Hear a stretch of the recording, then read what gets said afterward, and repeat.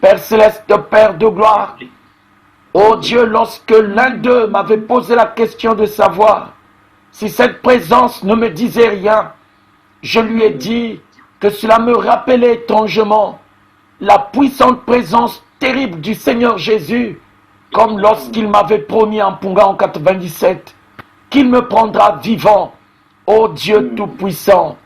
Père céleste, Père de gloire, c'est dans l'attente, Seigneur, de l'accomplissement de cette prophétie, Père, ô Dieu, que nous sommes aujourd'hui en train de persévérer, Seigneur. Ô Dieu Tout-Puissant, en train, Père céleste, Père de gloire, de sonder les Écritures pour pouvoir comprendre, Seigneur, ô Dieu Tout-Puissant, pour pouvoir légitimer, Père céleste, Père de gloire, cette prophétie, Seigneur. Ô Dieu Tout-Puissant, Père céleste, Père de gloire, ce matin, Seigneur, nous venons à toi te demander la force pour la persévérance, ô Dieu. Père céleste, Père de gloire, le problème, ce n'est pas, Seigneur, la venue de cette constellation des anges, mais plutôt, c'est pouvoir patienter, Seigneur, jusqu'à ce que nous ayons reçu, Père, ô Dieu, ce que tu nous as promis, ô Dieu Tout-Puissant. Les années sont en train de passer, Père, mais ta promesse demeure, ô Dieu.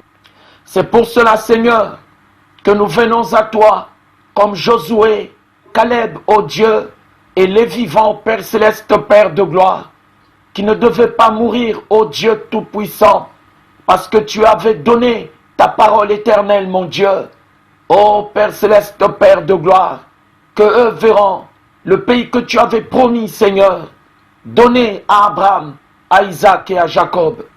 Ô Dieu bien-aimé, Père céleste, Père de gloire, nous savons tous, Seigneur, que ces choses que nous sommes en train d'attendre ne concernent pas que 3 personnes. Ça concerne, Père céleste, Père de gloire, la nature tout entière, ô Dieu Tout-Puissant. Mais Dieu de miséricorde, Père, ô Dieu Tout-Puissant, ce matin nous tournons nos regards vers toi, afin que tu puisses nous protéger, nous défendre, ô Dieu, Père céleste, Père de gloire, contre, ô Dieu, les oppositions visibles et invisibles, Père céleste, Père de gloire. Ô notre Dieu, toi qui es capable, Père, de faire atterrir un avion sur une barge, ô Dieu Tout-Puissant, défions les lois de la physique éternelle, mon Dieu. Ô Père céleste, Père de gloire, je viens à toi, Seigneur, ce matin, afin que Dieu Tout-Puissant, nous puissions être fortifiés, Seigneur.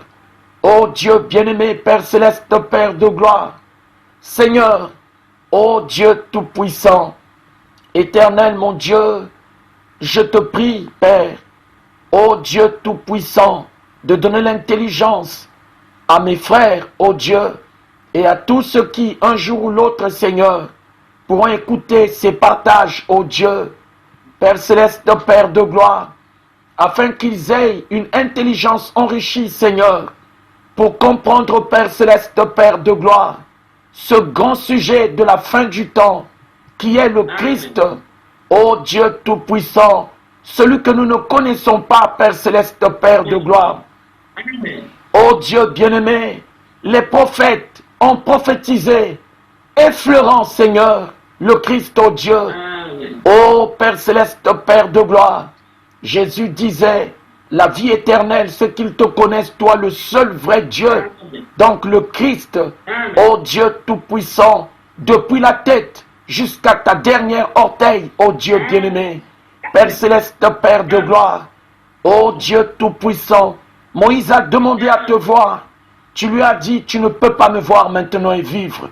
Ô Dieu Tout-Puissant, parce que la colonne de feu n'est pas le Christ du corps dans lequel, Père, le parfait doit être révélé.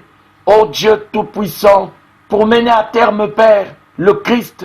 Ô Dieu bien-aimé, Père céleste, Père de gloire. Paul a dit, Seigneur, ô Dieu Tout-Puissant, te connaître toi, c'est nous connaître nous-mêmes tel que tu nous as connus, Seigneur. Ô Père céleste, Père de gloire, nous sommes là, Seigneur. Nous commençons, Père, ô Dieu Tout-Puissant, à toucher au but, Seigneur, parce qu'il fallait que tu nous amènes, ô Dieu, au point où nous puissions reconnaître, Père, que nous ne te connaissons pas. Ô Dieu Tout-Puissant, Père céleste, Père de gloire, parce que la véritable connaissance de Dieu ne se trouve pas dans l'Écriture, Seigneur, mais elle se trouve dans les sceaux, ô Dieu Tout-Puissant. Et si tu ne décèles pas, Père, les sceaux des 7 tonnerres, Seigneur, nul ne peut te connaître, et la vie éternelle est impossible. Ô Dieu Tout-Puissant, Père céleste, Père de gloire, ce matin, Seigneur, nous tournons nos regards vers toi. Ô Dieu bien-aimé, ce n'était pas pour rien que Jésus avait demandé qu'on fasse des recherches.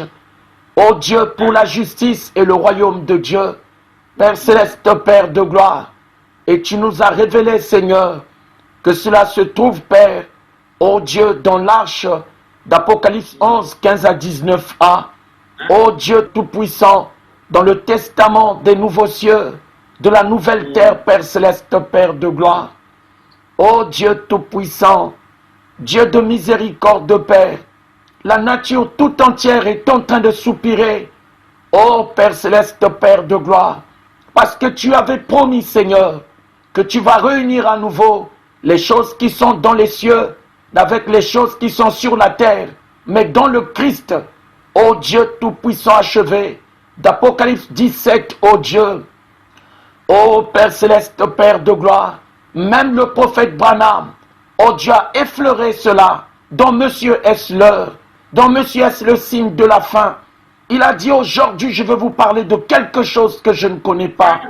Ô Dieu Tout-Puissant, Dieu de miséricorde, Père, toi qui as annoncé ces choses à Adam en Éden, Seigneur, ô Dieu Tout-Puissant, cela a traversé les âges du temps, en passant par Enoch, par Noé, Seigneur.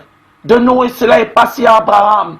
D'Abraham, ô Dieu, cela a traversé les âges du temps. C'est parvenu à Moïse. De Moïse, c'est passé à Jésus. Et Jésus l'a révélé aux apôtres. Ô Dieu de la foi, ô Père céleste, Père de gloire. Ils attendent éternel, mon Dieu. Ô Dieu Tout-Puissant, ce chercheur qui est digne, éternel, mon Dieu. Parce que Père céleste, Père de gloire, le prophète Charles Price Jones avait dit, partout sera l'arche du testament du ciel. Là se trouvera Christ le corps. Ô Dieu Tout-Puissant, Dieu de miséricorde, Père, nous savons, ô Dieu Tout-Puissant, que les sceaux des 7 tonnerres, Seigneur, doivent d'abord être décelés, ô Père céleste, Père de gloire, pour que, Seigneur, le Christ ne soit plus un mystère, ô Dieu Tout-Puissant, pour que le Christ soit scellé éternel, mon Dieu, ô Dieu Tout-Puissant, pour que l'unité de ce qui se trouve dans les cieux et sur la terre, dans l'univers cosmique, puisse se faire. Ô Dieu de miséricorde, Père, comme la nature, nous aussi, Seigneur, nous sommes en train de soupirer, ô Dieu Tout-Puissant, attendant, Père céleste, Père de gloire, la venue de cette constellation des anges célestes, ô Dieu, qui doit venir cette fois-ci en Afrique, ô Dieu Tout-Puissant, plus précisément chez nous, au Congo, Père céleste, Père de gloire, Brazzaville. Ô Dieu, les cieux astronomiques, Seigneur, ont annoncé, Seigneur, la révélation, ô Dieu, de la venue du Christ Père. Ô Père céleste, Père de gloire, les astronomes aux États-Unis, Seigneur, ont parlé de ça en 62. Et Branham a écrit, ô Dieu Tout-Puissant, le signe de la sémence de la fin du temps. Ô Père céleste, Père de gloire, le Christ de Dieu, ô Dieu, le Fils prodigue, Père céleste, Père de gloire, qui fera que Dieu puisse quitter les cieux et venir à notre rencontre sur la terre. Ô Père céleste, Père de gloire, nous attendons ce moment, Seigneur. Ô Dieu Tout-Puissant, la nature tout entière, ô Dieu est en train d'attendre ces temps, depuis la nuit des temps, Seigneur. Ô Père céleste, Père de gloire, je tourne mes regards vers toi. Seigneur, Donne-nous la force de tenir, ô Dieu. Parce que Dieu Tout-Puissant, le testament actuel, Seigneur, n'est pas en harmonie avec ces choses éternelles, mon Dieu. Et pourtant, Seigneur, nous devons attendre, Père, ô Dieu Tout-Puissant, le messager promis, Père, d'Apocalypse 3, 15, 16, ô Dieu. Ô Père Céleste, Père de gloire, Seigneur, soutiens-nous. Ô Dieu Tout-Puissant, protège-nous, Seigneur. Nous sommes faibles et sans défense, ô Dieu, en ce moment, Seigneur. Ô Père Céleste, Père de gloire, parce que Dieu Tout-Puissant, le testament dans lequel s'accomplissent ces choses, n'est pas encore révélé, Père Céleste, Père de gloire. Ô Dieu de miséricorde, Père, prends soin de nos familles, Seigneur. Ô Dieu, délivre-nous, Seigneur, au temps de la détresse. Ô Père Céleste, Père de gloire, en sorte que Dieu Tout-Puissant, nous puissions accuser personne, nous puissions rendre responsable personne, ô Dieu. Père Céleste, Père de gloire, c'est possible si tu le veux. Ô Dieu Tout-Puissant, Dieu de miséricorde, Père, merci pour ces moments, ô Dieu. Gloire te soit rendue dans le nom de Jésus qui doit être élevé à la perfection, comme nous. Amen. Est-ce que maintenant, vous avez quand même une petite idée sur l'importance de l'ouverture des sceaux des 7 tonnerres? Amen. Vous voyez, parce que on va aller dans Apocalypse 10, 7 là. Hein? On va dans Apocalypse 17. C'est maintenant là que vous pouvez comprendre que vraiment les prophètes de la parole n'ont fait qu'effleurer. Amen. Ils n'ont fait qu'effleurer. Hein? Je dis bien effleurer parce que quand on parlait de touchant, c'était comme si ils étaient déjà en train d'aborder ça. Alors que c'est léger, c'est léger ça. Je veux vous dire quelque chose de très important par rapport à ce que le frère Barthélemy vient de dire. Quand vous retournez dans Genèse 3, 22, 24, on dit que le problème de la vie éternelle, c'est que c'est le chemin qui mène à l'arbre de vie qui avait été scellé. C'est très important. Parce que ce chemin-là, le poète disait que c'est le sentier vers la gloire. Quand on disait que vers le temps du soir, la lumière apparaîtra et le sentier vers la gloire, vous le trouverez sûrement. Vous voyez? Et le sentier là, c'est un chemin. On va dans Genèse 3, 22, 24. Là, c'est là où on parle de ça. Voilà, on dit, l'Éternel Dieu dit, voici l'homme est devenu comme l'un de nous pour la connaissance du bien et du mal. Empêchons-le maintenant d'avancer sa main, de prendre de l'arbre de vie, d'en manger et de vivre éternellement. Et l'Éternel Dieu le chassa du jardin d'Éden pour qu'il cultivât la terre d'où il avait été pris.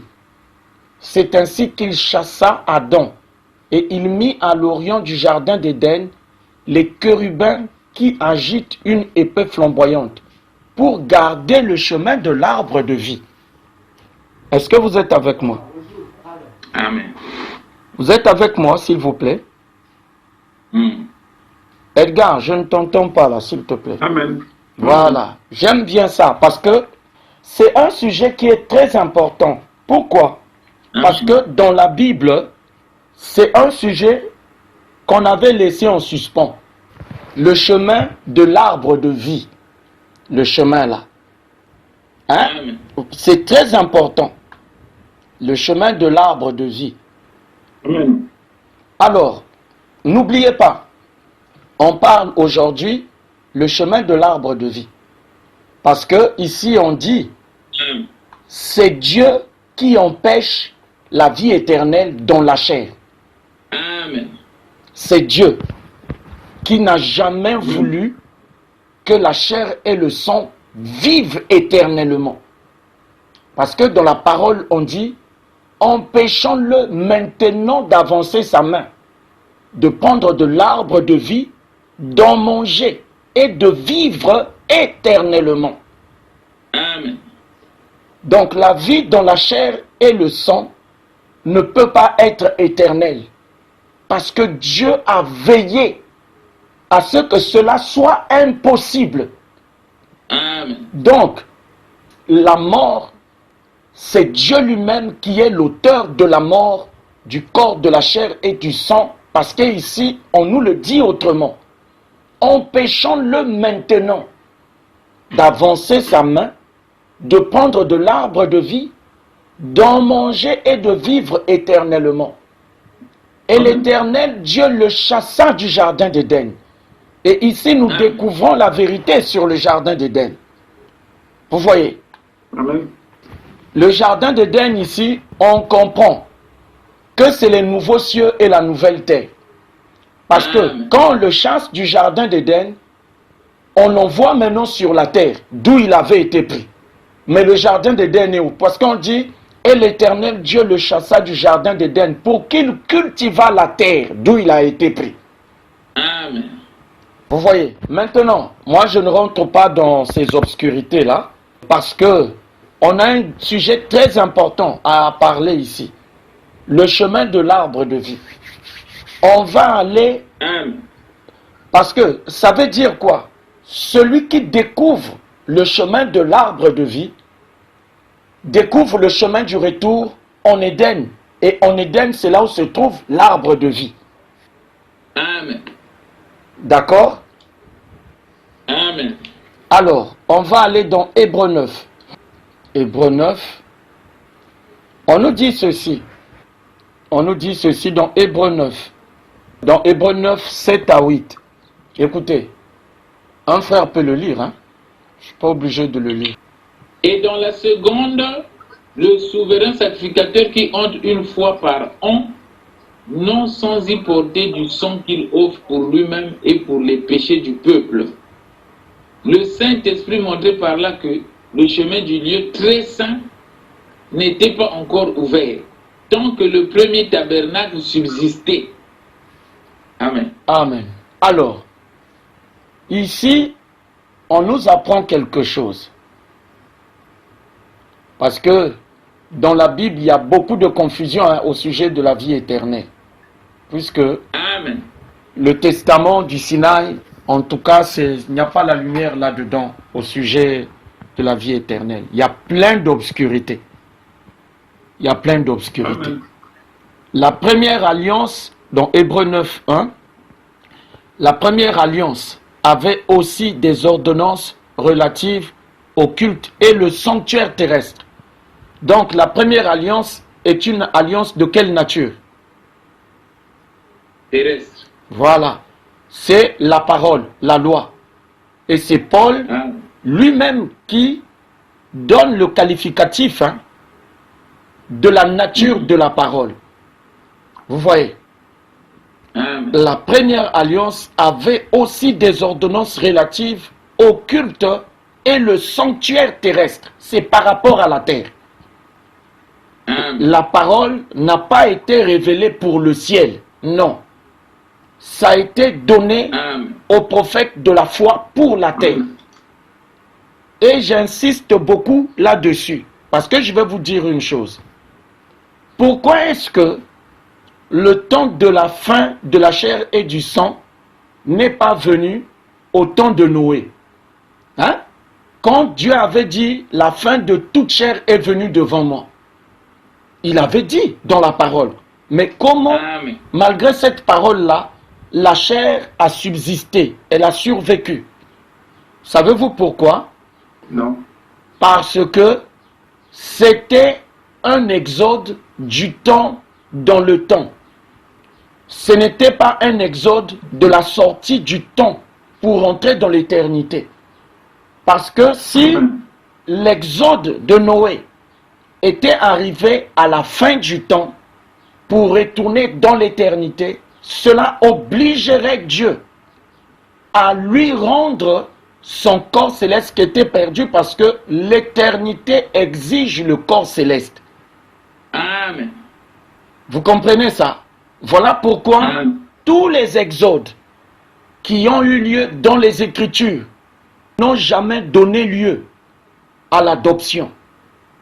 Parce que on a pris Noé de la terre de l'ancien monde, on l'a élevé par les eaux du déluge, il a navigué à travers l'arche, dans l'arche au travers des eaux, on l'a reposé sur la même terre.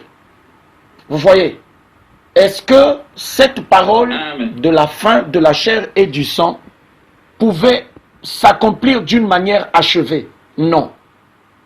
Amen. Ici, là, quand Paul dit dans 1 Corinthiens 15, 50 que la chair et le sang ne peuvent hériter le royaume de Dieu, tout comme le corruptible ne peut pas hériter l'incorruptibilité, cela Amen. est rendu possible dans une seule et unique condition. Il faut que ce soit au temps de l'exode, de la sortie de la fin du temps, pour retourner dans l'éternité. Parce que c'est ça la seule chose qui va obliger Dieu à nous rendre ces corps célestes-là. Amen. Parce que si c'est pour que les gens, au lieu de sortir du temps, vous voyez, comment on peut sortir du temps tout en gardant les corps du temps? Est-ce que c'est possible? Non. On parle bien de la fin du temps. Donc tout ce qui nous lie au temps ne passe pas l'éternité. Non. Parce que déjà, Dieu avait dit qu'il a empêché ça. Cela n'arrivera jamais. Amen. Ce qui est du temps ne peut pas sortir du temps pour entrer dans l'éternité. Non. Ce qui est du temps appartient au temps. Et ce qui est éternel appartient à l'éternité. Est-ce que vous comprenez ça? Donc, quand Dieu avait dit, la fin de toute chair est venue devant moi, pour que cette parole-là fût accomplie d'une manière achevée, cela ne pouvait pas être possible au temps de Noé, parce que ce n'était pas encore le temps de la fin du temps. Le temps devait encore continuer. Est-ce que vous comprenez ça? Le temps devait encore continuer. Dans le plan de Dieu, le temps devait encore continuer. Mais nous remarquons une chose, quand Jésus vient et qu'il parle de la fin du temps, il dit que ce qui s'est passé du temps de Noé se répétera de même. Parce que là, en ce moment-là, c'est la plénitude du temps de la fin de la chair et du sang qui arrive en ce temps-là. Si ça doit se répéter, c'est parce qu'il y a eu des manquements à l'époque de Noé. Amen. Noé a vécu un exode qui lui a fait sortir du temps, qu'il a maintenu dans le temps et qu'il a ramené dans le temps. Donc l'éternité ne rentre pas dans l'exode de Noé. Parce qu'il est sorti de l'ancien monde par le moyen de l'arche. Il a navigué au travers des eaux du déluge et l'arche l'a déposé sur le sommet d'Ararat. Il a repeuplé la terre. Maintenant, la grande question que nous devons nous poser, pourquoi est-ce que Jésus a dit que ce qui s'est passé du temps de Noé se répétera de même? Parce que c'est le même message qu'on avait donné à Noé, mais qui n'avait pas été achevé. Parce que Dieu avait dit à Noé, la fin de toute chair est arrivée devant moi. Mais maintenant, au temps de l'avènement du Fils de l'homme, qui est le Christ de Daniel 7, 13 à 14, le corps, parce que quand Jésus parle de l'avènement du Fils de l'homme, il parle du Fils de l'homme de Daniel 7, 9 à 10 à 13 à 14, 17 à 18 et 22. Il s'agit du Christ, le corps. Amen. C'est maintenant là que nous pouvons comprendre la vérité sur ce sujet-là. Parce que quand Jésus a dit que ce qui s'est passé du temps de Noé se répétera de même, au temps de Noé, il s'était passé que Dieu avait dit la fin du temps de toute chair. la fin de toute chair plutôt, est arrivée devant moi. Mais on s'est rendu compte Amen. que cela n'a pas été complètement accompli parce que la chair a subsisté. Pourquoi la chair a subsisté? Parce que le temps de la plénitude de la fin de la chair et du sang ne pouvait pas encore arriver au temps de Noé parce que ce n'était pas le temps marqué par Dieu pour ça.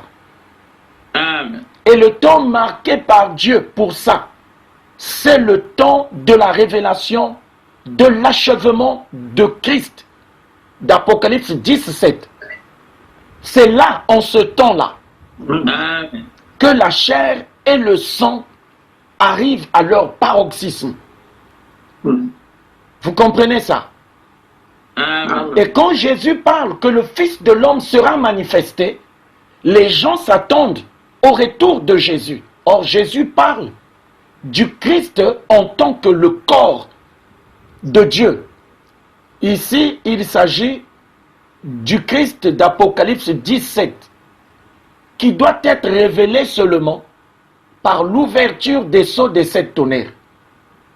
Amen. Tant que ces sceaux-là ne sont pas décelés, le Christ, qui est le Fils de l'homme, de Daniel 7, 13 à 14, ne peut pas être manifesté.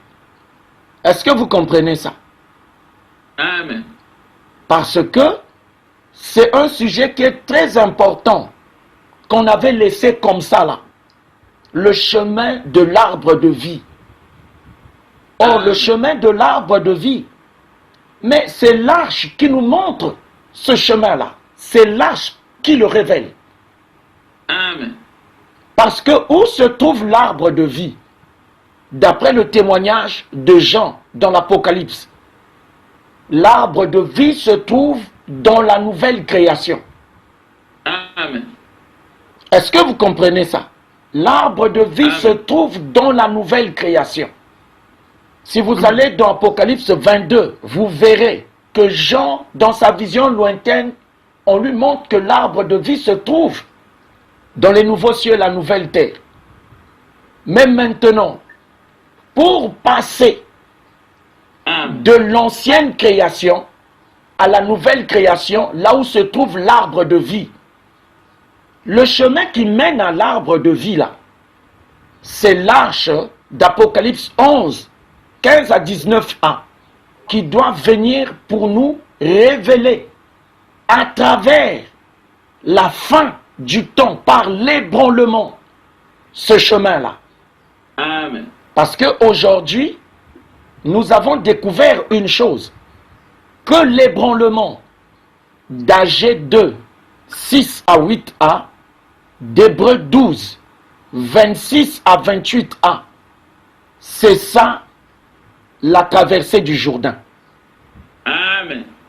Quand on parle de la traversée du Jourdain là, on traverse le Jourdain lorsque l'ébranlement des cieux, de la terre, de la mer, du sec et de toutes les nations arrive à l'accomplissement. Donc quand on parlait, non, la traversée du Jourdain, il s'agit de la fin du temps par l'ébranlement. Et c'est le prophète Agé qui l'a annoncé. Vous voyez ça? Et souvenez-vous que Jésus dit que ce qui s'est passé du temps de Noé, donc au temps de l'ébranlement, d'Agé 2, 6 à 8a, il y a une hache qui doit venir nous prendre pour nous Amen. montrer le chemin qui avait été scellé Amen. dans Genèse 3, 22, 24. Vous voyez, il n'y avait pas un autre moyen pour quitter l'ancien monde et rentrer dans le nouveau monde. Le déluge devait venir. On a vu aussi au temps de Sodome, avec Lot, la même chose s'est répétée, mais ça n'a pas été fait d'une manière achevée, parce que au temps de la révélation du Christ, le corps de la pierre de fête, les mêmes choses que Dieu a reprochées à ses âges antérieurs doivent être à nouveau sur la terre. Amen. Pourquoi cela doit être ainsi, frère? Pourquoi il faut? Parce que Jésus avait dit, gardez-vous d'être troublés, il faut que ces choses arrivent. C'est Jésus qui a dit ça. Amen. Oui, il faut que ces choses arrivent. C'est la volonté de Dieu. On ne peut rien y faire. Il n'y a rien à faire. Ce ne sont pas nos prières qui vont changer les choses. Non. Amen. Vous voyez, Jésus a dit que ce qui s'est passé du temps de Noé se répétera de même. Ce qui s'est passé du temps de Lot à Sodome va se répéter de même. Donc, le monde entier sera dans une condition terrible lorsque le message du rejet de Laodicée de la bouche de Dieu, conformément à Apocalypse 3, 15 à 16, sera donné aux prophètes du temps de la fin. Parce que vous avez l'époque de Noé et l'époque de Sodome. Le sexe, la méchanceté. Vous voyez. Et Jésus dit que ce qui s'est passé du temps de Noé se répétera de même. Ce qui s'est passé du temps de Lot se répétera de même. Mais pourquoi ça doit arriver là? Parce que ces signes sont annonciateurs de vieillissement du temps. Amen. Est-ce que vous comprenez ça? Amen. Quand on voit Sodome sur la terre, quand on voit les choses qui se sont passées à l'époque de Noé, à nouveau sur la terre, c'est le signe que les cieux et la terre d'à présent auront vieilli et qu'ils sont prêts désormais pour disparaître et que ce qui est éternel puisse être révélé. Est-ce que vous comprenez ça? Jésus avait dit, gardez-vous d'être troublés parce qu'il faut que ces choses arrivent. Il avait dit, ce qui s'est passé du temps de Noé se répétera de même à l'avènement du Fils de l'homme. Et aujourd'hui, nous comprenons que l'avènement du Fils de l'homme ne parlait pas du retour de Jésus, mais de la manifestation du Christ achevé d'Apocalypse 17, le corps de Christ, la tête, les membres, et c'est-à-dire que c'est la plénitude de Christ.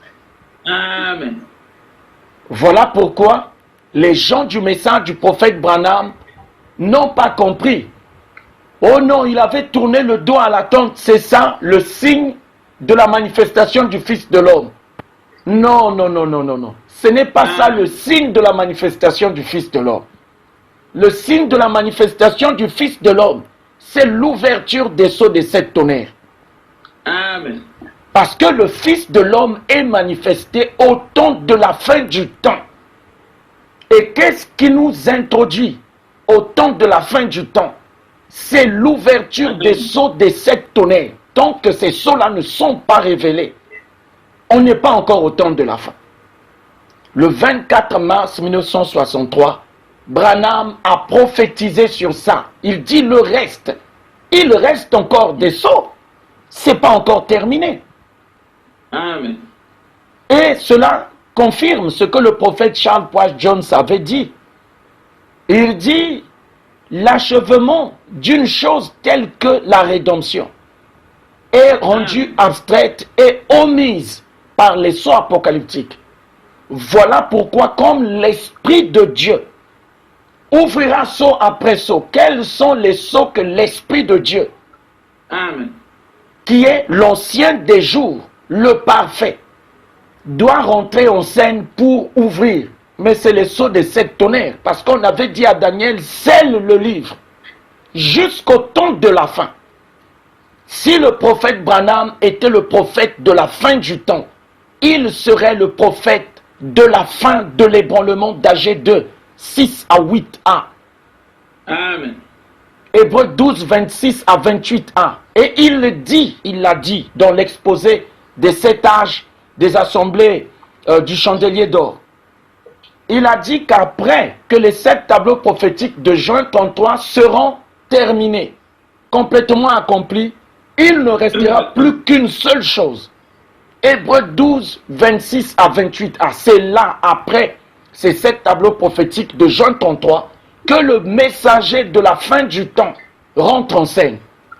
Et Amen. aujourd'hui, nous découvrons que nous sommes dans le 7e tableau prophétique de juin 33.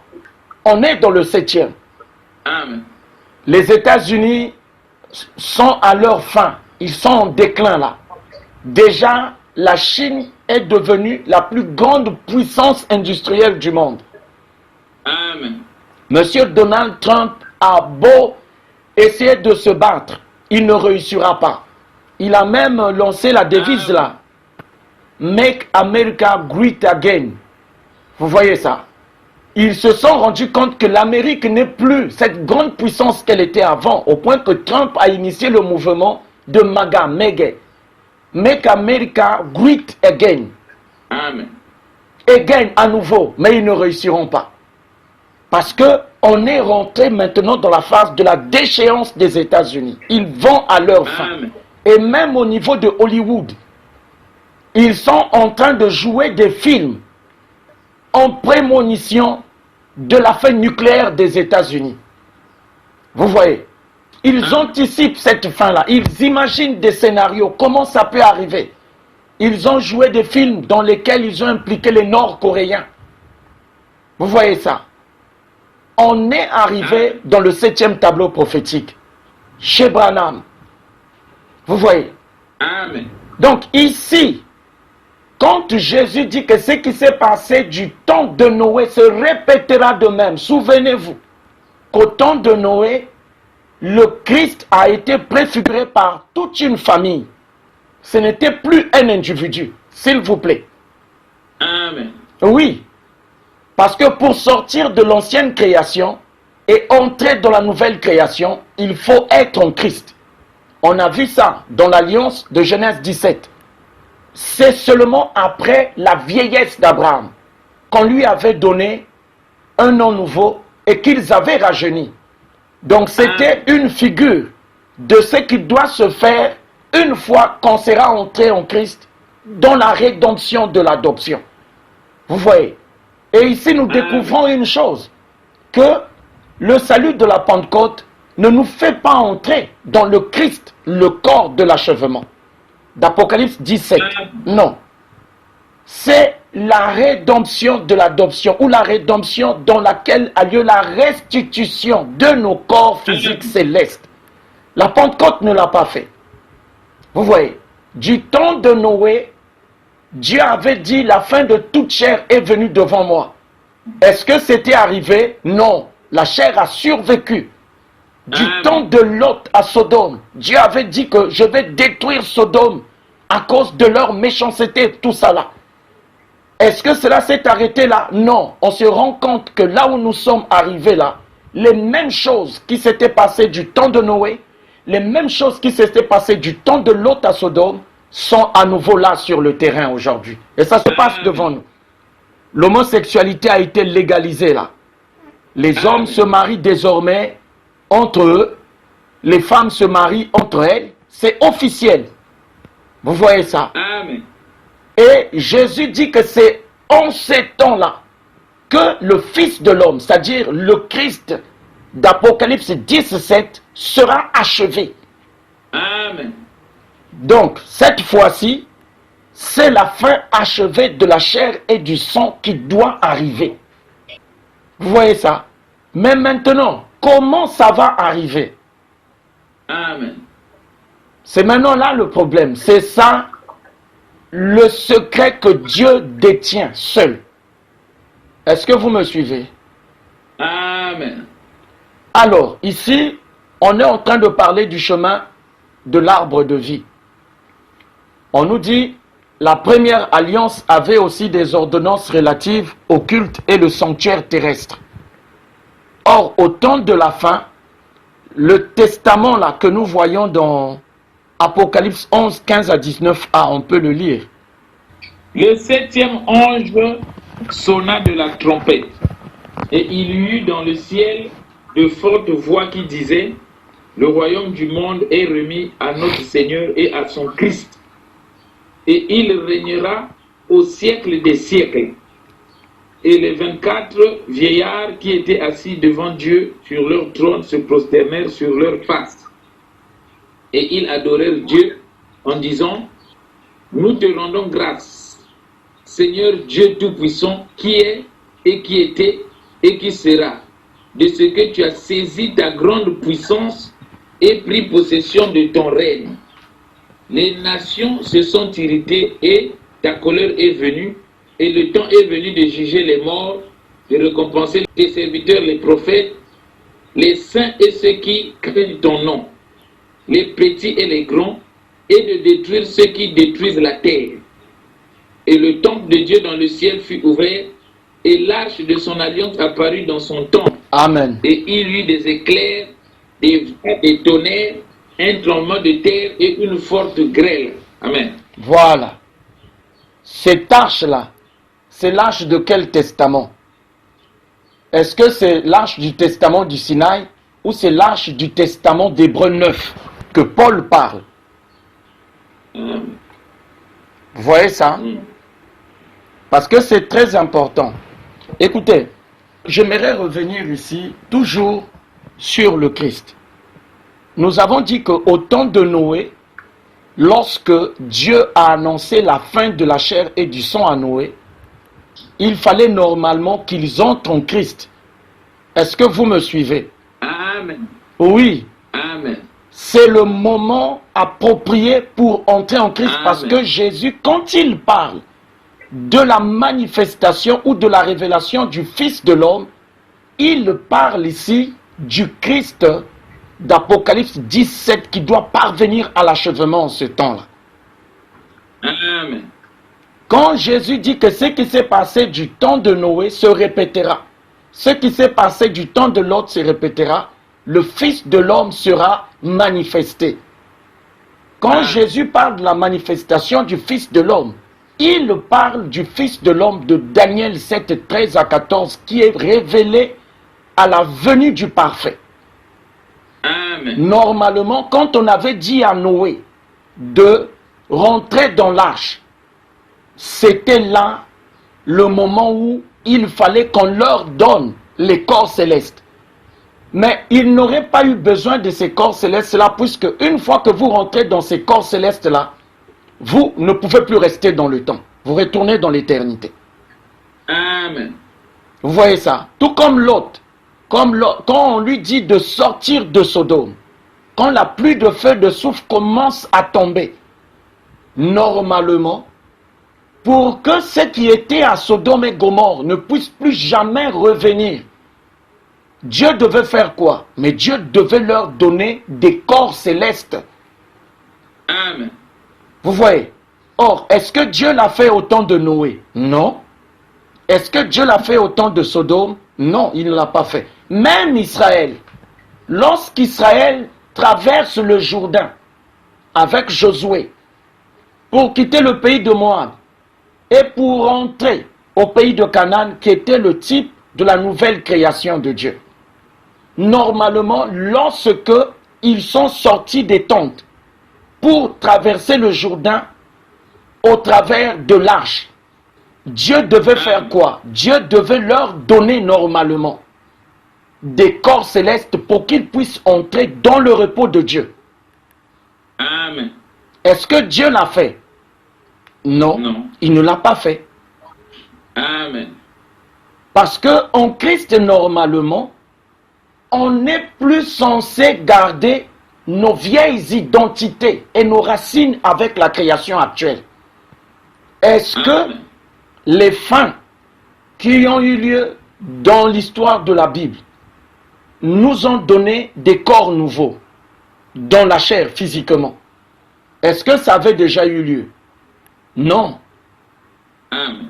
Nous sommes demeurés dans nos corps. Or, au temps de la fin, par l'ébranlement, on dit bien que Dieu a promis qu'il va ébranler les cieux, la terre, la mer, le sec et toutes les nations. Il va ébranler ça. Amen. Les cieux ici, c'est le cosmos. Il va tout ébranler. Toute la création des 6 jours de Genèse 1, du temps, doit muter. Il faut que ça mute. Et cette mutation-là a lieu en Christ. Voilà pourquoi la Bible dit que la nature tout entière soupire après la manifestation des fils de Dieu. Parce que quand Jésus parle que le Fils de l'homme sera manifesté, il parle de la manifestation des fils de Dieu dans la rédemption de l'adoption. Et c'est de ça que parle Apocalypse 17, que Branham s'était approprié là, qu'il lançait à tout bout de champ. Il disait non, c'est Apocalypse 17. Or, s'il était Apocalypse 17, pourquoi nous on n'est pas en Christ maintenant là? Amen. Être en Christ, c'est devenir des hommes nouveaux, dans des corps physiques nouveaux, comme on a vu dans Éphésiens là. On va aller dans Éphésiens 4, 22, 24. On va voir ça. Éphésiens 4, 22, 24. Écoutez, Paul dit ceci. Eu égard. Non, attendez. Il y a quelque chose là, voilà. Attendez, je vais souligner quelque chose. Verset 21b, hein? Éphésiens 4, verset 21 dans la section B. C'est en lui que vous avez été instruits à vous dépouiller, eu égard à votre vie passée, à notre vie passée. Est-ce que maintenant là, notre vie est déjà passée? Non. Parce que Paul dit, c'est en lui que vous avez été instruits à vous dépouiller. C'est-à-dire, quand on rentre en Christ dans la rédemption de l'adoption, c'est là où on nous révèle le pouvoir de devenir fils de Dieu. Amen. Oui, le pouvoir de devenir fils de Dieu. C'est dans la rédemption de l'adoption qu'on doit nous révéler ce pouvoir-là. Parce que comme Jésus, dans sa rédemption, il a révélé aux gens le pouvoir de comment chasser les démons, comment guérir les maladies. Jésus l'a fait, il a démontré ça. Il était très fort dans ça. Par contre, Jésus ne nous a pas révélé le secret pour nous apprendre comment nous dépouiller de ce vieil homme pour revêtir l'homme nouveau, l'homme céleste là. La parole ne nous l'a pas révélé. Amen. Est-ce que vous comprenez ça? Et ça, c'est le pouvoir que Dieu doit révéler dans la vertu du salut de l'adoption. Comment passer du vieil homme pour revêtir le nouvel homme? Amen. Vous voyez ça? On dit c'est en lui, c'est-à-dire en Christ, que vous avez été instruits à vous dépouiller, eu égard à votre vie passée, du vieil homme qui se corrompt par les convoitises trompeuses. Paul parle de ça ici, mais ce pouvoir-là n'a pas été révélé dans les âges de la foi. Amen. Vous voyez? Parce que cela ne peut être possible que à la fin du temps, quand les cieux et la terre d'à présent auront été déclarés anciennes et vieilles par le message du prophète du rejet de Laodicée comme étant la bouche de Dieu. C'est là, à ce moment-là, lorsque le temps marqué par Dieu pour annoncer que les cieux et la terre d'à présent ont vieilli et qu'il est temps de rentrer dans les nouveaux cieux et la nouvelle terre, c'est là, à ce moment-là, que le salut de l'adoption est révélé. Et c'est là qu'on nous apprend, dans le salut de l'adoption, comment on doit se dépouiller de notre vieil homme. Amen. Vous voyez ça? C'est ça le pouvoir de devenir fils de Dieu. Ils l'ont annoncé dans la parole, mais ça n'a pas été révélé dans la parole. Parce que Jean a dit, nous savons Amen. que nous sommes maintenant fils de Dieu. Et ce que nous serons n'a pas encore été manifesté. Mais nous savons que lorsqu'il viendra, nous le verrons tel qu'il est et nous serons rendus semblables à lui au corps de sa gloire. Amen. Vous voyez ça? Jésus a démontré des pouvoirs qu'il a donnés aux chrétiens de la foi. Par la foi, ils chassent les démons, ils guérissent les maladies, ils font plusieurs sortes de prodiges. Vous voyez? Mais il y a des prodiges qu'ils ne pourront jamais faire. Vous voyez ça? Noé avait la foi pour condamner le monde de son époque. Mais cette fois, ne pouvait pas le prendre de sa condition humaine pour faire de lui un être céleste. Non. Amen. Vous voyez ça? Il dit, c'est en lui, en Christ, que vous avez été instruits à vous dépouiller. Parce que c'est là, dans ces sceaux-là, qu'on va nous apprendre comment on fait pour se dépouiller de ce corps ici et pour revêtir notre corps céleste. Amen. Vous voyez ça? C'est en lui que vous avez été instruits à vous dépouiller, eu égard à votre vie passée. Parce qu'en ce moment-là, quand il est temps de rentrer en Christ, c'est là que ce secret-là doit nous être révélé. Amen. Vous voyez ça? Parce que c'est dans ce secret-là que se trouve la fin de la chair et du sang. Amen. Vous voyez? Il dit, c'est en lui que vous avez été instruits à vous dépouiller, eu égard à votre vie passée, du vieil homme. À quel moment l'homme de Genèse 1, 26 à 31, a vieilli? À quel moment? Mais c'est au temps de Luc 17, 26 à 28 et 30, au temps où il faut qu'on entre en Christ. Amen. Parce que c'est ça la rédemption de l'adoption. Ça concerne toute la nature, ça ne concerne pas que les hommes. Quand il est temps pour nous de rentrer en Christ, alors les cieux et la terre d'à présent sont déclarés anciens et vieux et sont prêts maintenant à disparaître. Amen. Voilà pourquoi la nouvelle naissance est impossible avant l'ouverture des sceaux de sept tonnerres, parce que les sceaux de sept tonnerres condamnent à la disparition achevée les cieux et la terre d'à présent. Parce que dans Apocalypse 10, 5 à 6, on a bien dit que c'est une promesse sous serment de Dieu. Amen. On dit que le serment met fin à toutes les différends. Donc normalement, ce serait indiscutable. Ce serait indiscutable. Mais vous verrez ceux de la parole vouloir toujours chercher à discuter là-dessus.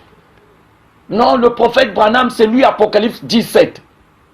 Mais Apocalypse 17 ne peut pas être tant que les sceaux de sept tonnerres ne sont pas décelés. Amen. Et le prophète Branham a dit le reste Amen.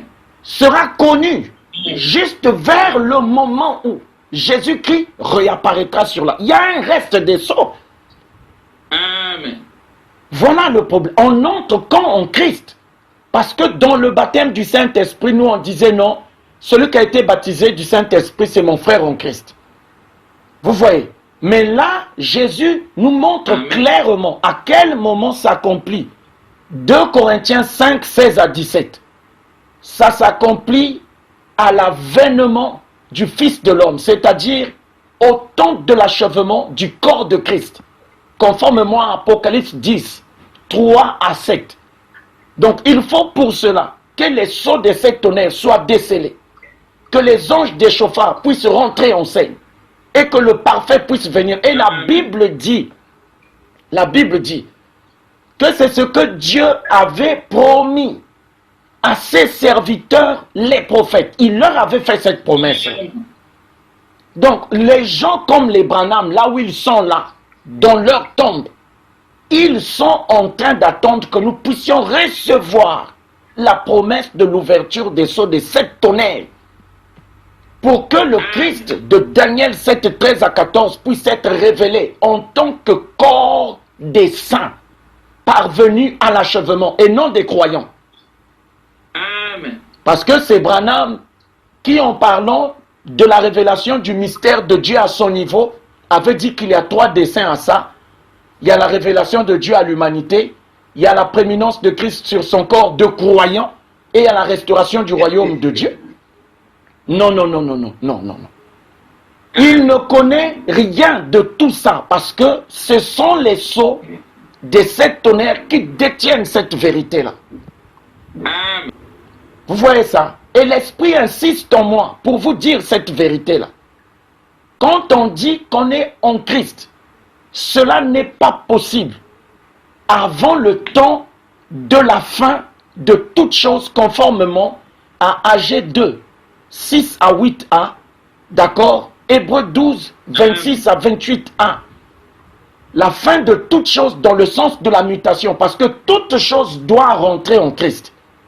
Vous voyez, que ce soit nous les humains, toute la création, parce qu'on nous dit, si nous avons connu Christ selon la chair, nous ne le connaissons plus de cette manière.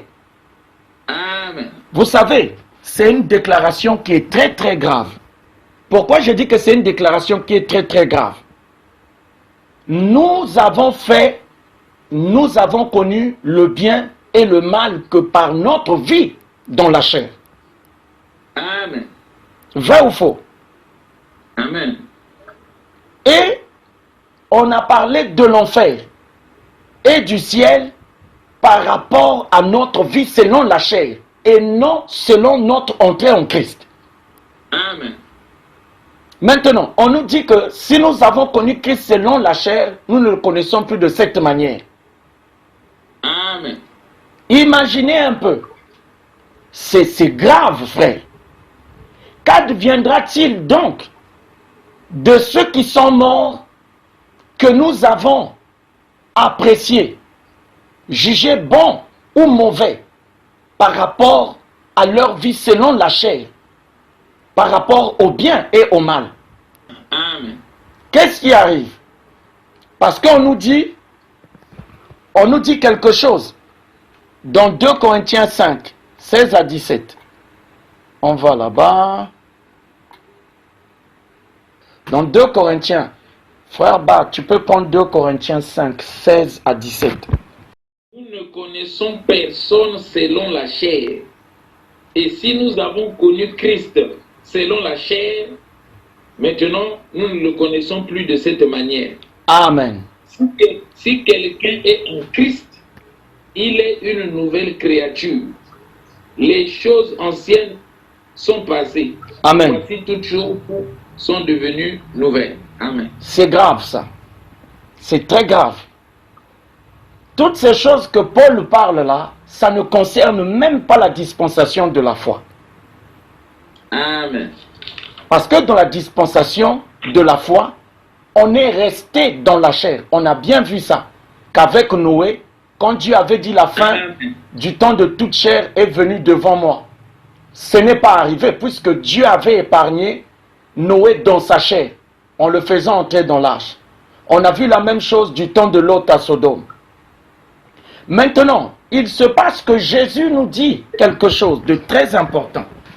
Il dit que ce qui s'était passé du temps de Noé se répétera de même. Et ce qui s'était passé du temps de Lot se répétera de même au temps de l'avènement du Fils de l'homme. Et ici, nous découvrons aujourd'hui la vérité sur la promesse de la manifestation du Fils de l'homme. Il ne s'agissait pas de tourner le dos à l'attente et de révéler les pensées, les secrets des cœurs des gens. Ce n'est pas ça. Parce que Branham qui a manifesté ce signe-là, ce n'est pas le prophète de l'ébranlement. Parce qu'on nous a dit que Élie vient avant le jour de l'Éternel. Il n'est pas ce prophète-là. Mais il a prophétisé, effleurant la grâce du prophète de la fin du temps. Amen. Vous voyez ça? Aujourd'hui, nous découvrons la vérité, que la manifestation du Fils de l'homme, c'est l'achèvement du Christ. D'Apocalypse 17. La tête et le corps Amen. ne faisons plus qu'un. Amen. Vous voyez? Et le Christ, on nous dit que c'est une nouvelle création. Maintenant, quand Paul dit, désormais nous ne connaissons plus personne. Écoutez ça. Amen. Désormais nous ne connaissons plus personne selon la chair. Il n'a pas dit désormais nous ne connaissons plus les chrétiens selon la chair. Non, Paul n'a pas dit ça. Suivez ça, c'est très grave. Paul n'a pas dit désormais nous ne connaissons plus les chrétiens selon la chair. Non. Il a dit désormais nous ne connaissons plus personne. Donc, sans discrimination aucune. Amen. Vous savez ce que ça veut dire? Est-ce que vous pesez? C'est-à-dire que le poids de cette parole-là, vous savez ce que ça veut dire? Ça veut dire que le bien ou le mal que les gens auront fait avant la révélation du Christ, en tant que corps des saints parvenus à la perfection, ça ne compte plus. Amen. Est-ce que vous comprenez ça? C'est-à-dire, les gens que nous avons, puisqu'on nous parle même qu'il y aura un nouveau testament, il y a un nouveau testament qui vient. Donc le testament là, parce que c'est par rapport au testament du Sinaï, que nous avons dit qu'un tel était bon ou mauvais. Souvenez-vous-en. Amen. Hein?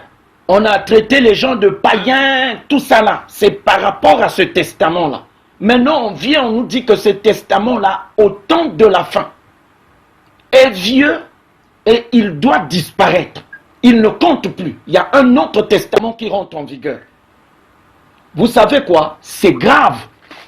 Vous savez ce qui va arriver? La mort doit lâcher prise tout ce qu'il retient dans ses liens. Puisque la mort n'avait de légitimité que tant que le testament du Sinaï subsistait. Maintenant, au temps de la fin, au temps de l'ébranlement de toutes choses, on vous dit le testament du Sinaï là, il est aboli. Frère, vous ne vous étiez jamais rendu compte de la portée, combien puissante, des paroles que Paul il a prononcées dans 2 Corinthiens 5, 16 à 17. Parce qu'il dit, désormais nous ne connaissons plus personne selon la chair.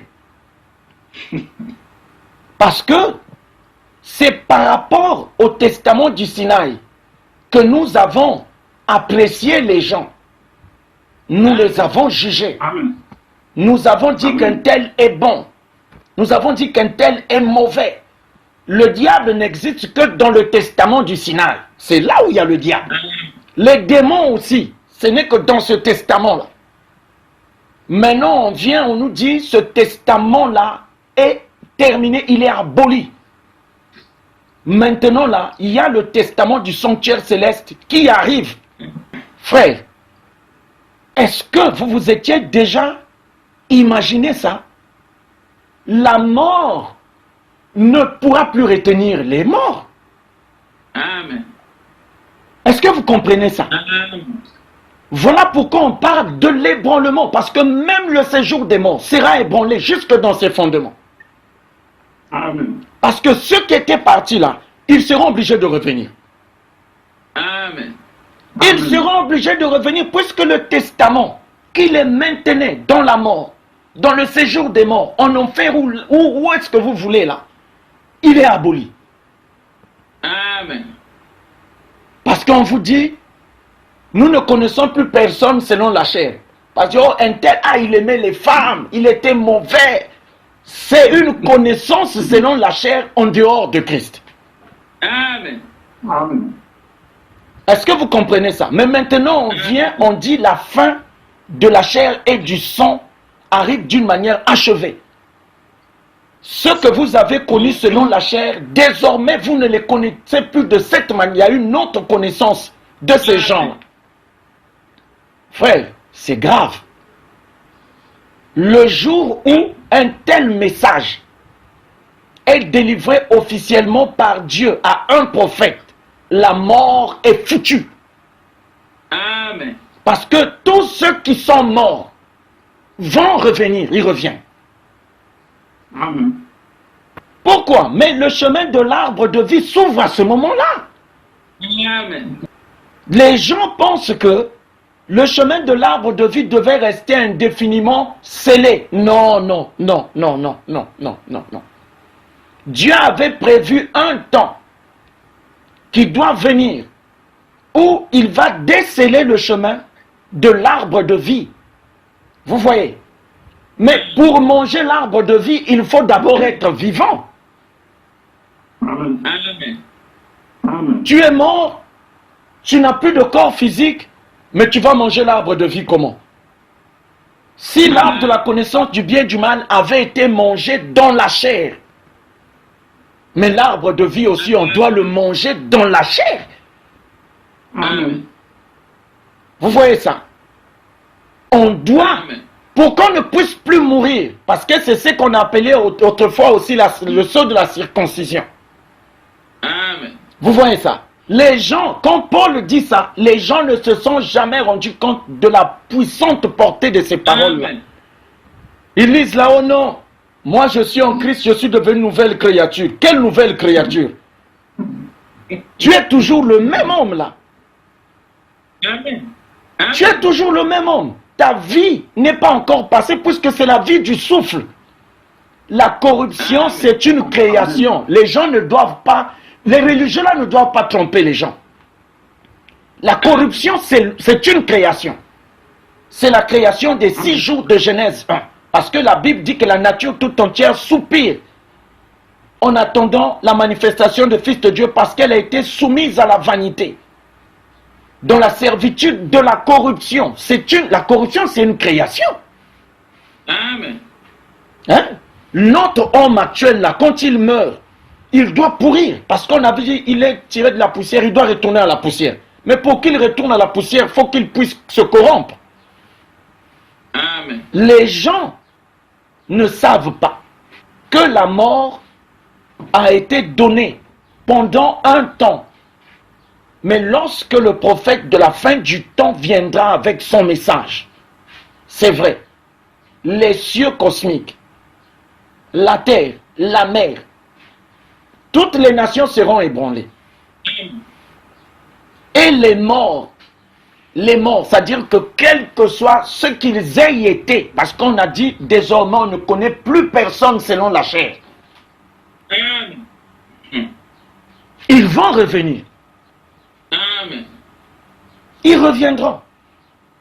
Ils reviendront pourquoi? Mais pour la mutation.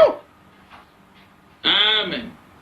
Parce qu'on a parlé de mort que dans la chair. Attendez. Hein? Comme Paul dit, désormais, nous ne connaissons plus personne selon la chair. Donc même Jésus, on nous dit, si nous avons connu Christ selon la chair, nous ne le connaissons plus de cette manière-là. Amen.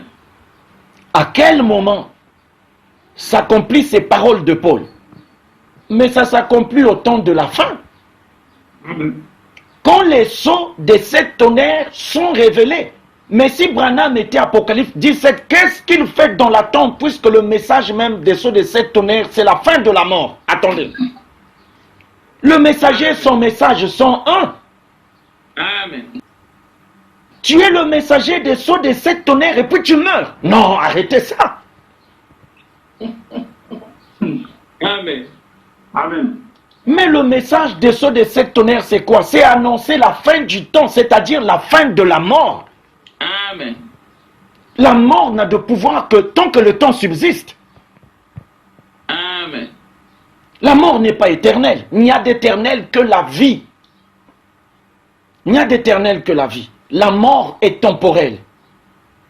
Donc quand les tonnerres grondent, on vient, on nous dit, il n'y a plus de temps. Et c'est une promesse sous serment de Dieu. Mes frères, non, attendez. Qu'est-ce que c'est que ça? Amen. Vous comprenez que le prophète Branham prophétisait, effleurant la grâce du prophète de la fin du temps. Vous comprenez ça? Amen. Parce que ce que Paul a déclaré que Dieu fera en ce temps-là, c'est grave. Voilà pourquoi il disait, aujourd'hui nous connaissons en partie. Nous prophétisons en partie. Hein? Mais quand ce qui est parfait viendra, ce qui est en partie disparaîtra. Amen. Vous voyez ça? On parle de la fin de la loi. On dit que il faut que le testament d'Apocalypse 11, 15 à 19, 1, conformément à Hébreux 7, 11 à 12, s'il vous plaît, s'il vous plaît, s'il vous plaît, c'est grave, c'est très grave. C'est grave. Parce qu'on nous dit que l'Ancien Testament, c'est-à-dire la parole, devient inutile en ce moment-là. Ça n'a pas pu amener les gens à la perfection. Bon, on va les condamner en vertu de quoi? Dans leur vie selon la chair. Hein? Allons un peu dans Hébreux 7. Non, on va là-bas. C'est grave, c'est vraiment grave. Amen. C'est grave. Hébreux 7, 11 à 12. Un frère peut le lire pour nous. Hébreux 7, verset 11 à 12. Si donc la perfection avait été possible par le sacerdoce lévitique, car c'est sur ce sacerdoce que repose la loi donnée au peuple. Qu'était-il encore besoin qu'il parût un autre sacrificateur selon l'ordre de Melchisédek et non selon l'ordre d'Aaron? Car le sacerdoce étant changé, nécessairement aussi il y a un changement de loi. Amen. Amen. Ah, que vient faire Melchisédek? Puisqu'on nous dit que la parole qui nous a permis de juger, de condamner les autres, c'est un testament qui avait des défauts. Ce n'est pas un testament parfait, non. Mais nous, on a dit que par rapport au bien et au mal, de la connaissance que nous nous sommes forgés à partir de la loi, un tel est en enfer, un tel va aller au ciel. Est-ce que vous comprenez? C'est grave, frère. Amen. Parce que les prédicateurs de la parole, quand ils prêchent la parole, ils condamnent les gens. Ils les envoient où? Ils les envoient nulle part. Parce que la même épée qu'ils plantent chez les autres leur revient. Primo, le testament qu'ils utilisent pour vouloir juger, condamner les gens, ce n'est pas un testament qui est parfait. Dieu qui a donné ce testament-là dit qu'il y a des défauts dedans. Amen. Et ce que Dieu exige, ce n'est pas la foi, mais la perfection. S'il vous plaît. Amen. Oui. Amen.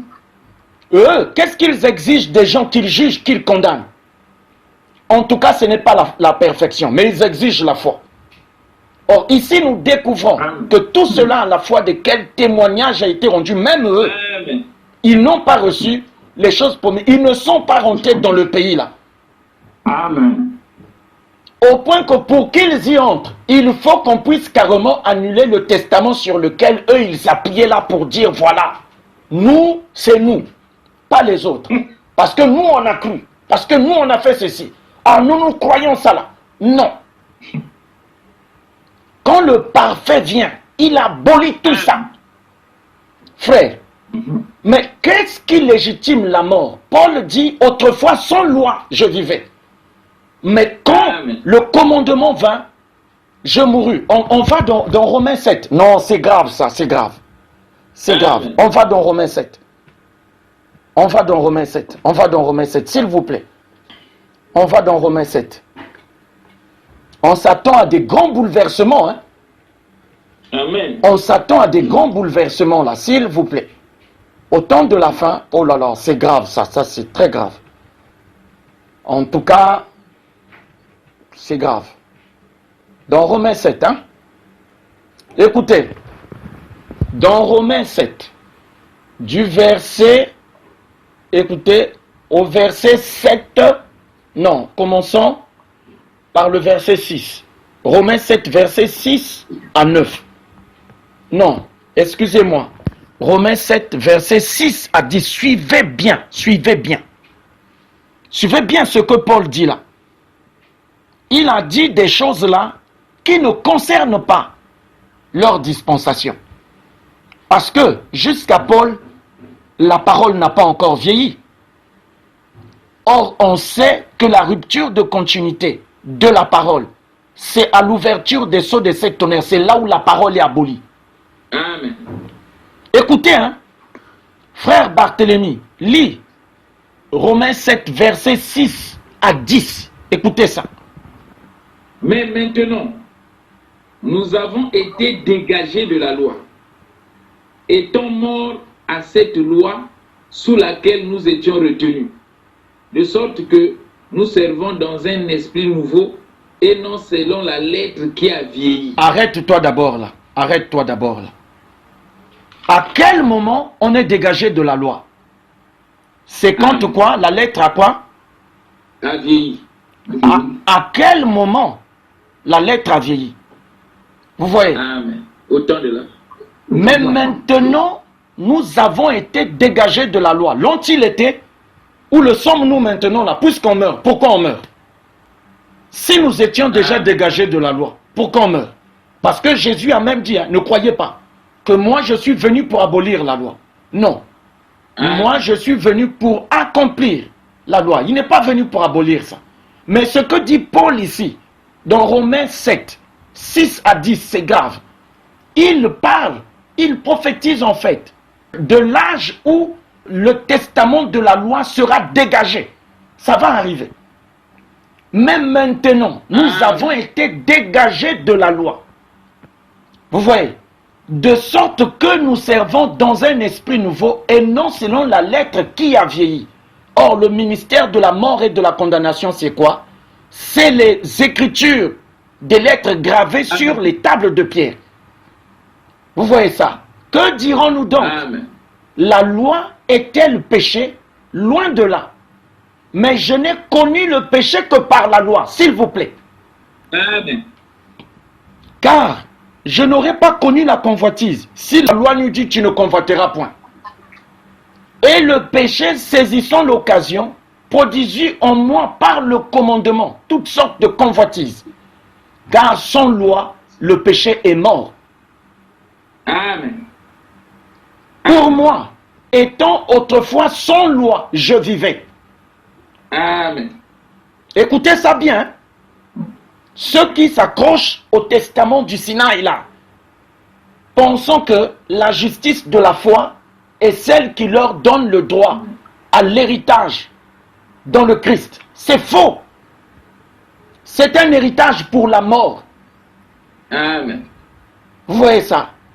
Car sans loi, le péché est mort. Vous voyez? Pour moi, étant autrefois sans loi, je vivais. Il y avait la vie avant la loi. Amen.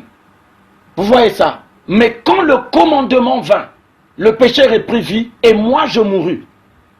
Vous comprenez ça? Ainsi le commandement qui conduit à la vie se trouva pour moi conduire à la mort. Est-ce que vous comprenez ça?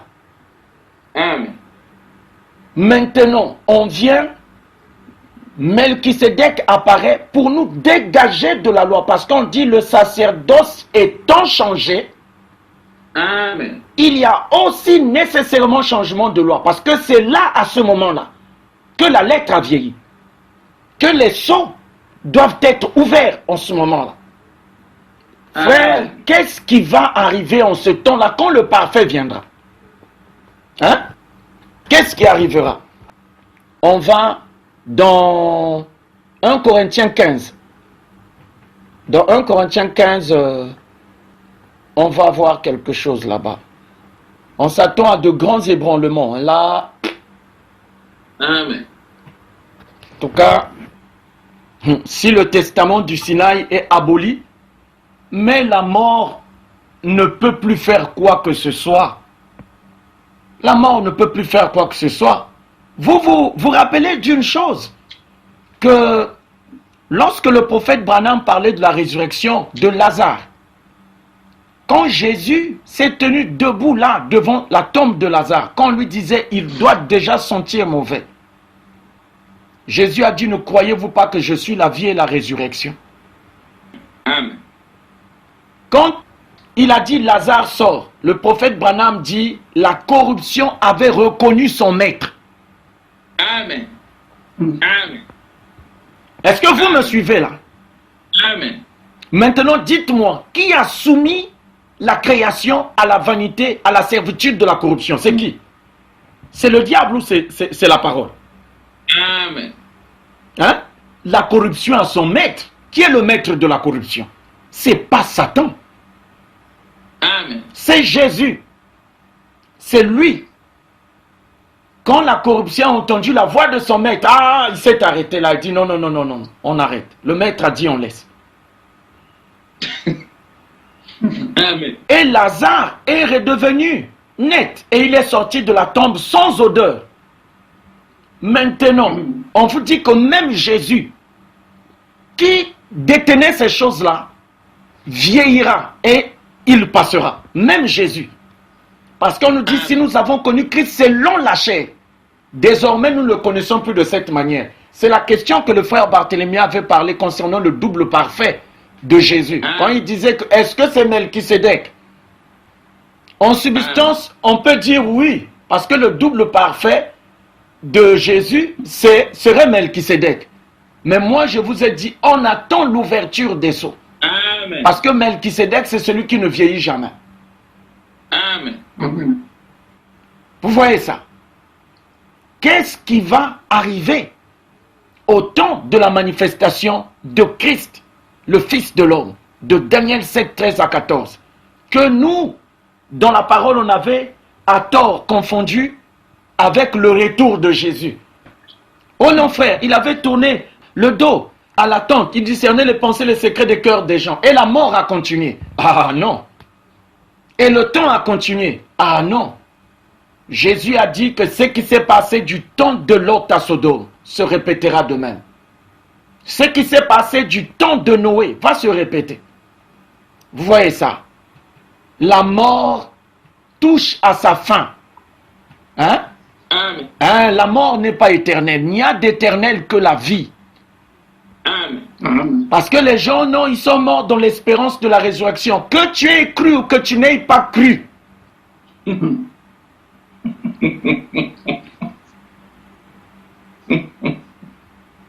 Parce que, qu'est-ce que seraient les gens si ce testament-là n'existait pas de la loi?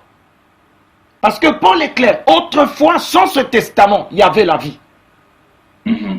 Mais quand ce testament-là est venu, ça a condamné les gens à la mort, à la malédiction et à toutes ces choses que nous avons vécues là.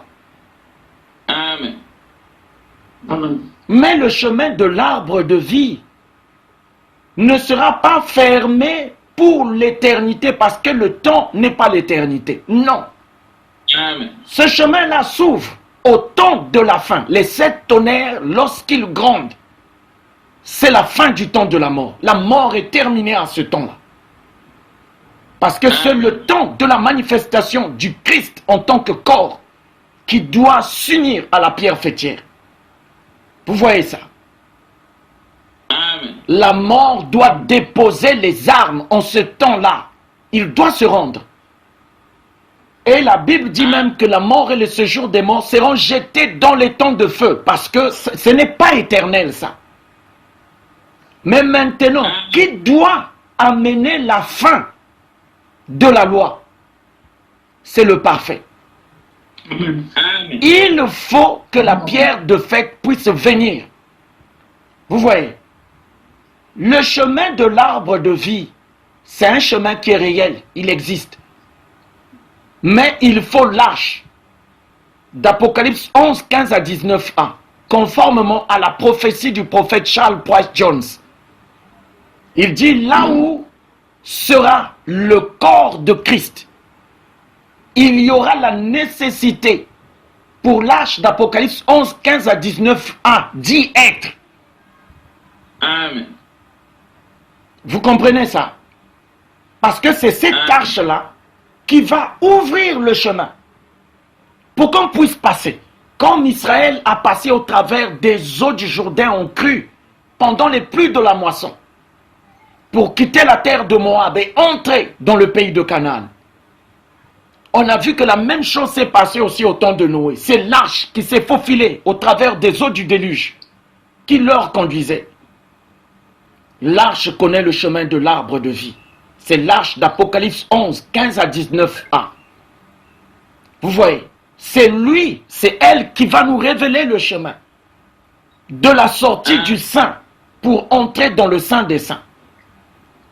Il faut un autre testament. C'est-à-dire que, frère, c'est très grave.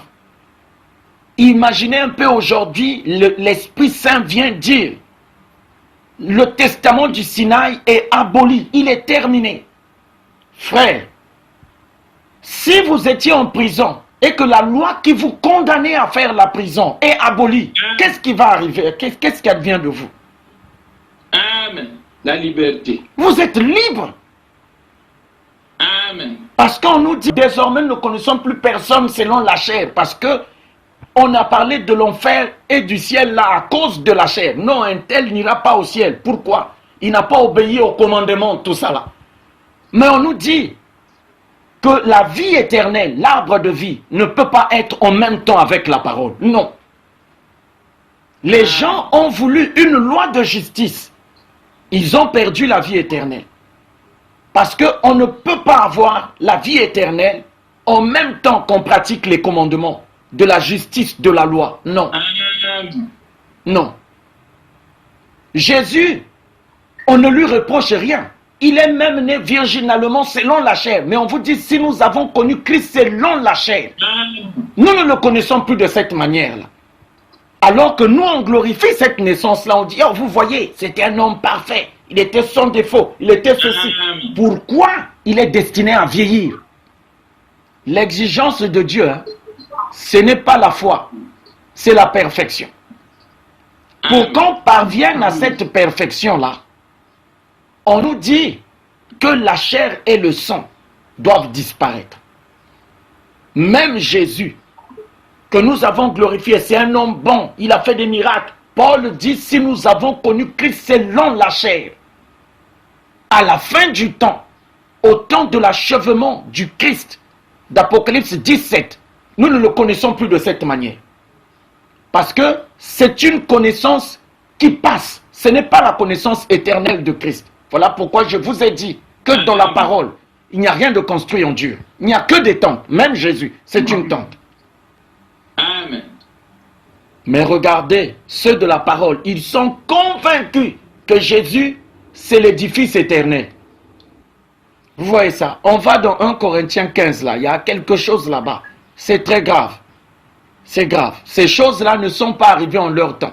Mais ça va arriver au temps de la fin. Amen. Est-ce que vous comprenez ça? Imaginez un peu, frère. Frère, vous étiez en prison. On vient, on dit, la loi qui vous condamnait à la prison a été abolie. Mais que doivent faire les juges? Ils doivent revoir. C'est pour ça que quand l'ancien des jours vient, mais la corne là, qui faisait la guerre aux saints, qui était en train de les vaincre, est vaincue à ce moment-là.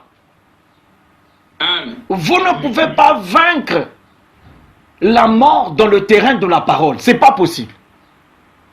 Amen. Parce qu'on dit, l'homme ne vivra pas de pain seulement, mais de toute parole qui sort de la bouche de Dieu. C'est quelle vie? Mais c'est la vie mortelle. Ce n'est pas la vie éternelle. Dans la vie éternelle, on n'a pas besoin de la parole. Amen. C'est la vie mortelle qui est conditionnée par ce que la parole prononce. Selon que la parole prononce les choses, selon que vous qui vivez dans le temps, vous subissez cela. Vous voyez ça? Mais on vient avec un message que Dieu confirme, il vous dit, en tant que Dieu souverain, j'ai décidé. On arrête avec ce testament-là, il n'était pas bon. Il y avait des défauts dedans là. Imaginez-vous, hein, qu'à côté là, il y a des gens qui utilisent le même testament là pour condamner les gens et les envoyer au diable en enfer. Hein? Qu'est-ce que vont devenir ces gens? Parce qu'on dit que tous ceux qui sont en Christ, il n'y a plus de condamnation. Or, les gens ont appliqué ça seulement à ceux de la foi. Oh non, pour nous qui croyons, il n'y a plus de condamnation. Non, non, non, non, non, non. Paul revient et dit, désormais, on ne connaît plus personne selon la chair. Parce que la chair et le sang sont condamnés. Ils sont condamnés. Ils sont condamnés à partir à la perdition. Au temps de la fin, quand il faut sortir du temps pour entrer dans l'éternité, on doit quitter ces corps pour revêtir nos corps célestes qui sont éternels. C'est là où arrive la fin effective de la chair et du sang. Parce que du temps de Noé, Dieu n'avait pas besoin de leur donner des corps célestes. Ils allaient en faire quoi sur la terre? Puisqu'ils avaient encore une vie dans le temps. Du temps de Lot, la même chose s'est passée. Avec Israël aussi, quand ils ont traversé le Jourdain au travers de l'arche, on ne leur a pas donné les corps célestes pour qu'ils puissent rentrer dans le repos de Dieu. Mais il y a un peuple, à la fin du temps, à qui Dieu a promis la restitution de ces corps-là pour qu'ils puissent entrer dans le jour de l'achèvement de Dieu. Vous voyez ça? C'est grave, c'est grave, c'est grave, c'est grave, c'est grave. Nous attendons, parce que c'est ce qui est promis. Hein. Il est promis que le testament du Sinaï puisse être aboli. Vous avez vu ça chez Paul dans Romains 7, 6 à 10, il en parle. Même si ce n'est pas arrivé en leur temps, ça doit arriver à la fin du temps. Et c'est ce que Branham appelle par la rupture de continuité. La parole ne continue pas. Quand les sceaux de 7 tonnerres grondent, c'est fini, la parole est terminée. C'est fini, la parole est abolie. Un autre testament rentre en scène. Melchisédek vient pour nous dégager de la loi. Il vient pour ça. Voilà pourquoi c'est l'évangile éternel. Amen. Oui, il vient pour nous dégager de la parole, parce que c'est la parole qui nous condamnait dans toutes ces choses-là. Hein? On appelle la parole le ministère de la mort et de la condamnation. Il n'y a pas de vie là-dedans.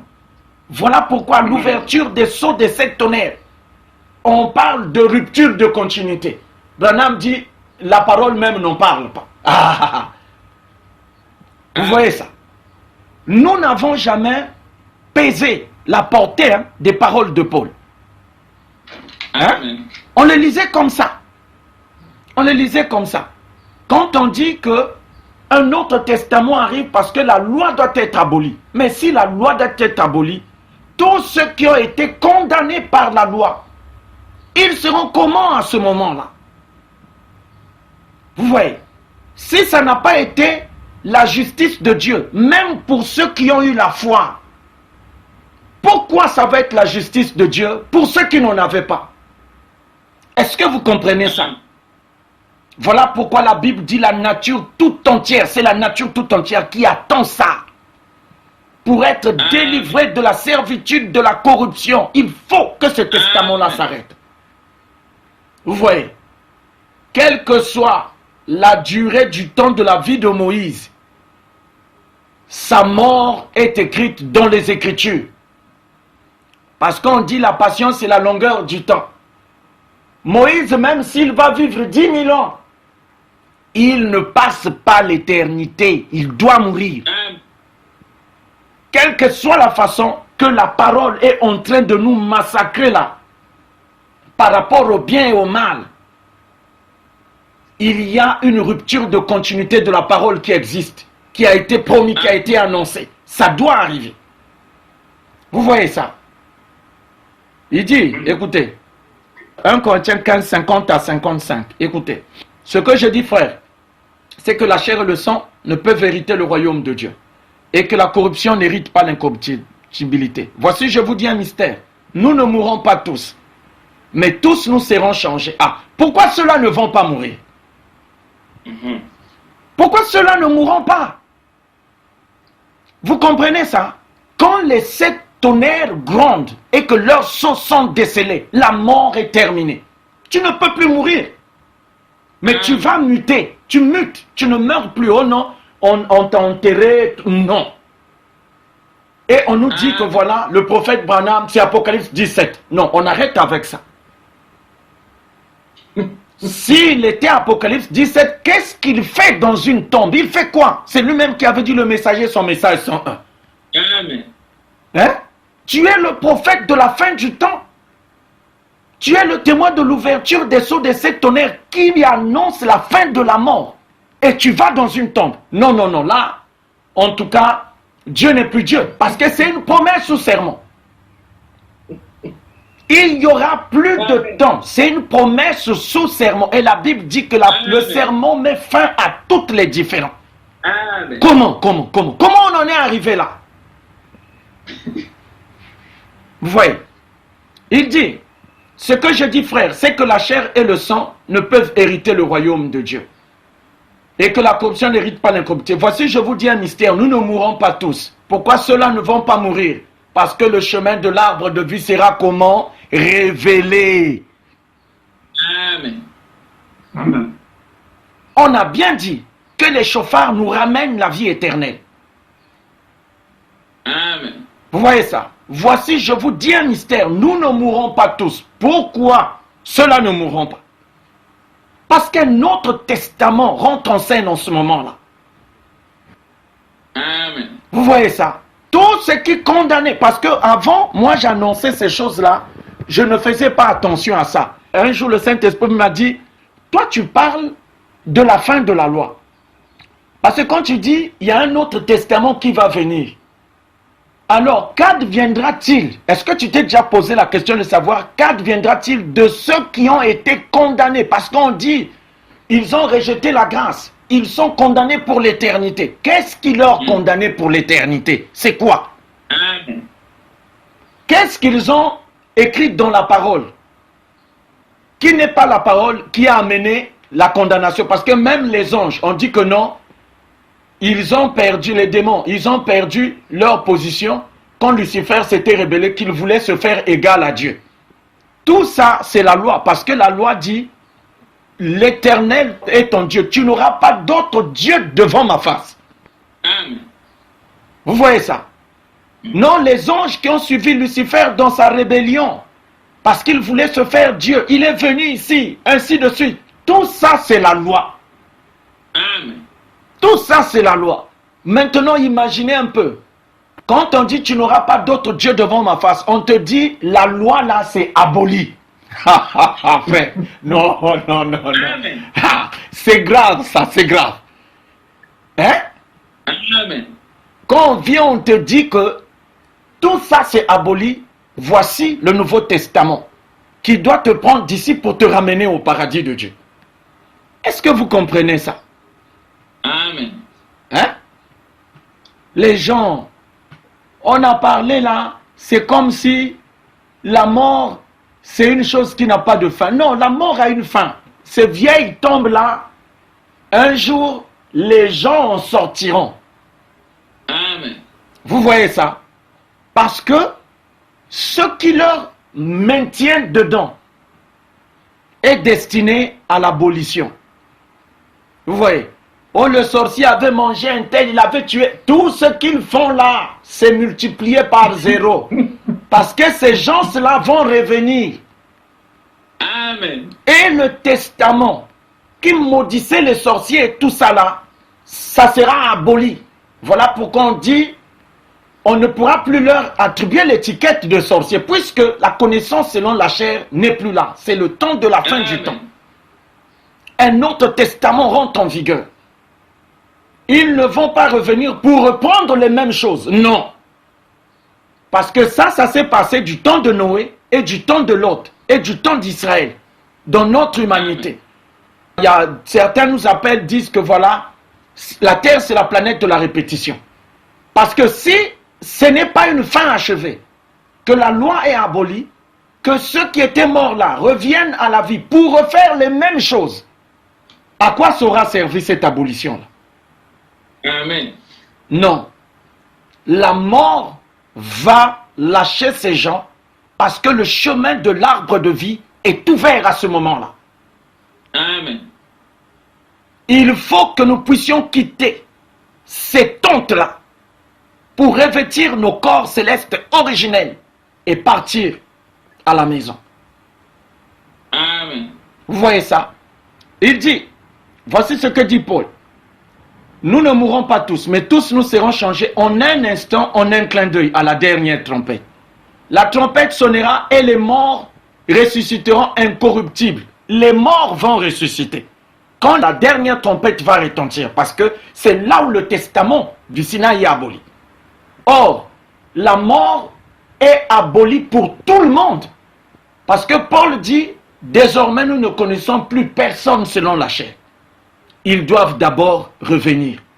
Il dit, en un instant, en un clin d'œil à la dernière trompette, les morts ressusciteront incorruptibles. Et nous serons changés. Car il faut que ce corps corruptible revête l'incorruptibilité et que ce corps mortel revête l'immortalité.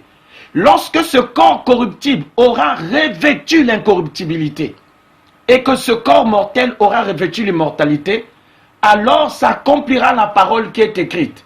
La mort a été engloutie dans la victoire. Amen. Ô mort, où est ta victoire? Ô mort, où est ton aiguillon? L'aiguillon de la mort, c'est le péché. Et la puissance du péché, c'est quoi? C'est la loi. Mais une fois que la loi a été abolie, frère, que devient la mort? Amen. Vous voyez ça? Toutes ces choses-là, il n'y a que le Christ, le corps, qui amènera Dieu à accomplir toutes ces choses. Je pense qu'on va s'arrêter par là pour aujourd'hui. Si je peux ajouter quelque chose, c'est la question que nous devons nous poser. Parce que les gens disaient non, les morts en Christ vont ressusciter premièrement et tout ça là. Or, la loi sera abolie pour tous ou pour une partie des gens. Puisque, Non, la loi sera abolie pour tous. voilà, Puisque si la loi sera abolie pour tous, voilà pourquoi je dis, on doit s'attendre à de grands bouleversements. Amen. On doit s'attendre à des grands bouleversements. Des Amen. grands. Parce que c'est au temps de Jésus où il a ressuscité seulement ceux qui avaient la foi. Mais au temps de la fin, c'est différent. Là, c'est la nature tout entière qui attend cette rédemption-là. Amen. Parce qu'ils ont été soumis à la corruption. Non de leur gré. Hein. Paul le dit, non de leur gré. Et quand on nous dit non, Jésus, quand il a dit à Lazare de sortir alors qu'il était dans la tombe, son corps avait commencé à se corrompre. Frère Branham dit, la corruption avait reconnu son maître quand il avait dit à Lazare, sors. Amen. Vous voyez ça? C'est le parfait qui vient Amen. pour régler toutes ces choses-là. Parce que le but de la venue du parfait, c'est que les choses anciennes ne puissent plus revenir. Amen. La seule façon pour que les choses anciennes ne reviennent plus, c'est que les choses anciennes soient annulées d'une manière achevée. Mais si ça ne se fait pas comme ça, ça se répétera encore et ça continuera à se répéter. Amen. C'est comme la parole. Tant qu'il y aura la parole se répétera toujours. Ça ne changera pas. Amen. Vous voyez, voilà pourquoi il faut abolir le testament du Sinaï pour révéler maintenant le testament du tabernacle du ciel. Vraiment que Dieu vous bénisse. Amen.